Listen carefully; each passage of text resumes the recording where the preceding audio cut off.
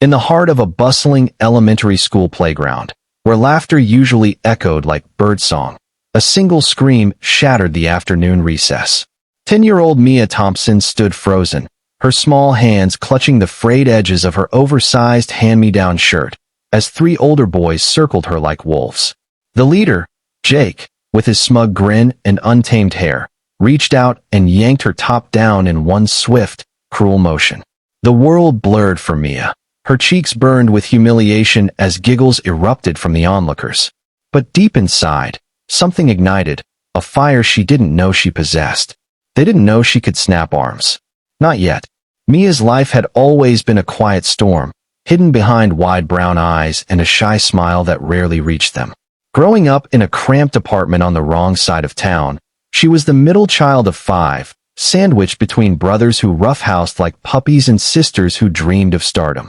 Her father worked double shifts at the factory, coming home smelling of oil and exhaustion, while her mother juggled nursing school and odd jobs. Money was tight, clothes were secondhand, and Mia learned early to fade into the background. School was her escape, or so she thought, until the bullying started in 3rd grade. It began with whispers, "Look at her ratty shoes," and escalated to shoves in the hallway.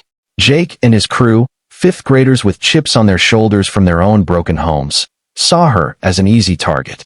She was small, she was poor, she was different. And Mia? She swallowed it all, telling herself it would pass, like the rainstorms that flooded their street every spring. But the emotional weight pressed harder each day. At home, Mia would curl up in her shared bedroom, staring at the ceiling cracks that looked like lightning bolts. "Why me?" she'd whisper to the darkness. Her older brother, Tommy, noticed the bruises on her arms from accidental pushes, but when he asked, she'd shrug it off. "It's nothing," she'd say, forcing a laugh. Deep down, the hurt festered. Nightmares plagued her, dreams where she was exposed, vulnerable, laughed at by faceless crowds. She confided in her best friend, Lily, a freckled girl with boundless energy who sat beside her in class. Lily would hug her tight and say, "They're just jealous because you're smart and kind." But words couldn't mend the growing crack in Mia's spirit. The challenges mounted. Isolation from classmates who feared becoming targets themselves, plummeting grades as her mind wandered to dread-filled recesses, and a gnawing self-doubt that whispered she deserved it all.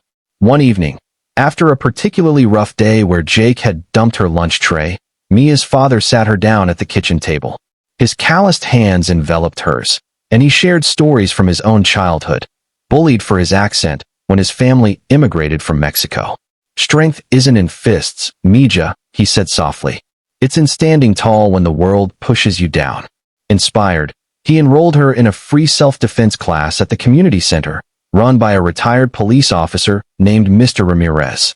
Twice a week, Mia learned to channel her fear into focus, blocks, strikes, escapes. She was clumsy at first, her limbs feeling like jelly, but Mr. Ramirez saw potential. "You have fire in you, kid," he'd grunt during drills. "Use it wisely." Mia practiced in secret, mirroring moves in her bedroom mirror, imagining Jake's face as she executed a perfect arm lock. It became her secret armor, a way to reclaim power in a world that stripped it away. As weeks turned to months, the bullying intensified.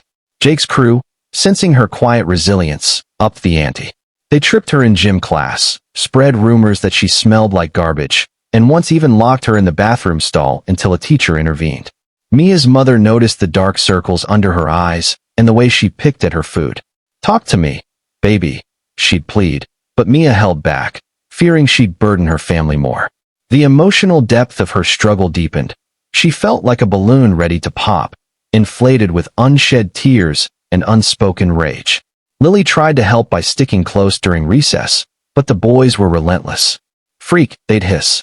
"Nobody likes you." Each taunt chipped away at her, but the self-defense classes built her back up. She learned not just physical moves, but mental ones, breathing techniques to calm the storm inside, affirmations like, "I am strong, I am worthy." The turning point came on a crisp autumn day, leaves crunching underfoot like brittle bones. Recess was in full swing. Kids on swings, tag games blurring into chaos. Mia sat alone on a bench, sketching in her notebook. A peaceful landscape of mountains and rivers, her dream escape. Jake spotted her, his eyes lighting up with malice. Flanked by his two sidekicks, Ryan and Kyle, he sauntered over. "Hey, loser," he sneered. "What's that?" "Your ugly face." The boys laughed, and before Mia could react, Jake lunged, grabbing the collar of her top and pulling it down, exposing her training bra to the playground. Time slowed. Gasps rippled through the crowd.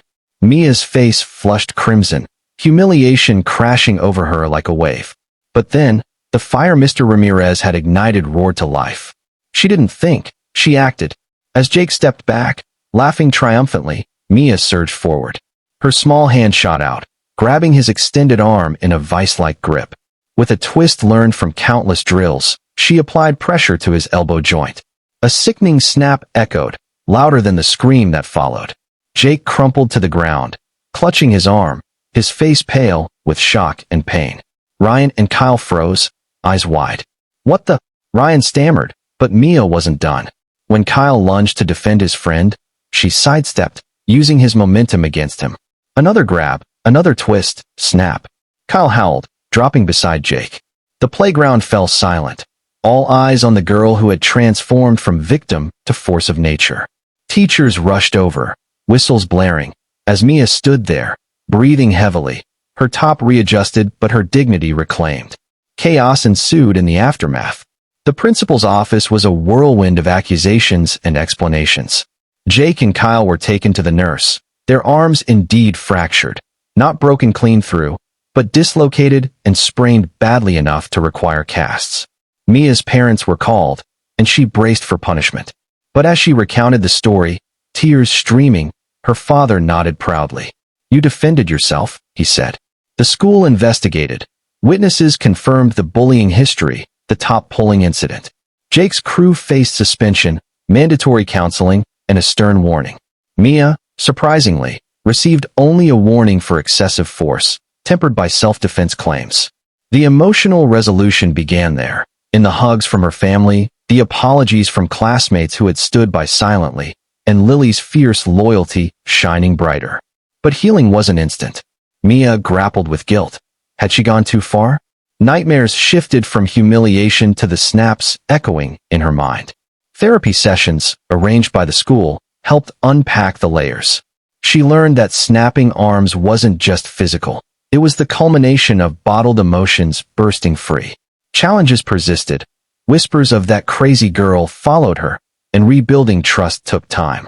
Jake, during his suspension, wrote a reluctant apology letter, admitting his own insecurities from a father who belittled him. It humanized him, showing bullies as broken kids too. Mia forgave, but didn't forget, channeling her energy into advocacy. She started a school club with Lily, Kindness Warriors, teaching self-defense basics and anti-bullying workshops. Mr. Ramirez volunteered, proud of his protege. Months later, the school transformed. Bullying reports dropped, friendships blossomed across grades. Mia's grades soared, her sketches turned into art contest winners. At home, her family grew closer, sharing stories around the dinner table. The inspiring message crystallized one evening as Mia addressed her club. "We all have fire inside. Don't let bullies dim it. Stand up, speak out, and remember, kindness is the strongest defense." Her words rippled outward, inspiring others to share their stories. Years passed, and Mia looked back on that recess as the day she reclaimed her power. She became a counselor, helping kids navigate their storms, always reminding them, true strength lies in vulnerability, turn to action. Bullies may pull you down, but you can rise, snap back, and build a kinder world.